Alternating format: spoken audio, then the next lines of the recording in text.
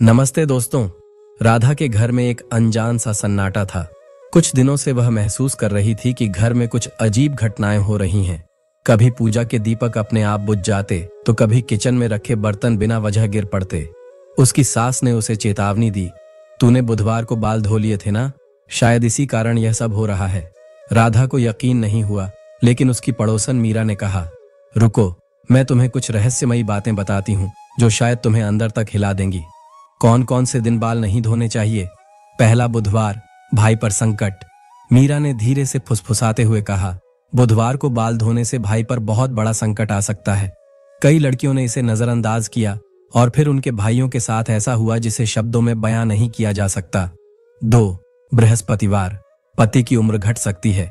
राधा के चेहरे का रंग उड़ गया जब मीरा ने बताया, गुरुवार को बाल धोना मतलब पति की उम्र को कम करना। यह सिर्फ मान्यता नहीं, बल्कि कई घटनाओं में यह सच साबित हुआ है। 3. सोमवार, बच्चों पर मुसीबत।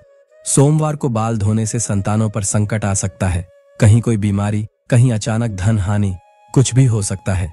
मीरा ने गहरी सांस लेते हुए कहा। राधा का दिमाग घूमने लगा। फिर हमें बाल कब धोने चाहिए? शुभ दिन कौन सा है? मीरा ने राजदार आवाज में कहा, शुक्रवार। इस दिन बाल धोने से धन, वैभव और खुशहाली आती है। पर यह भी ध्यान रखना, यह क्रिया सूर्योदय से पहले पूरी होनी चाहिए। बिना बाल धोए पूजा कैसे करें? अब राधा की बेचैनी बढ़ने लगी। अगर अचानक कोई शुभ अवसर आ जाए और बाल धोना संभव न हो तो क्या करें? मीरा ने उसे एक गुप्त उपाय बताया। अपनी मांग में सिंदूर भरो। यह शक्ति का प्रतीक है और यह मां लक्ष्मी का आशीर्वाद प्राप्त करने का सबसे प्रभावी तरीका है।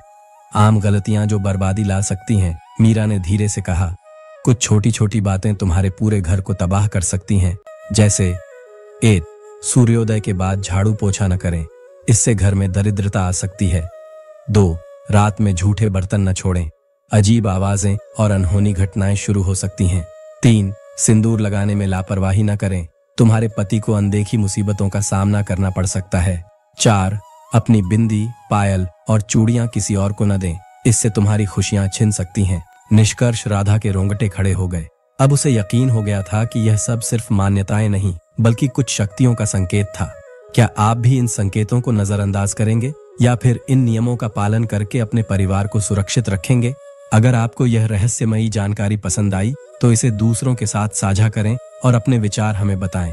और चैनल को सब्सक्राइब कर लीजिए। धन्यवाद।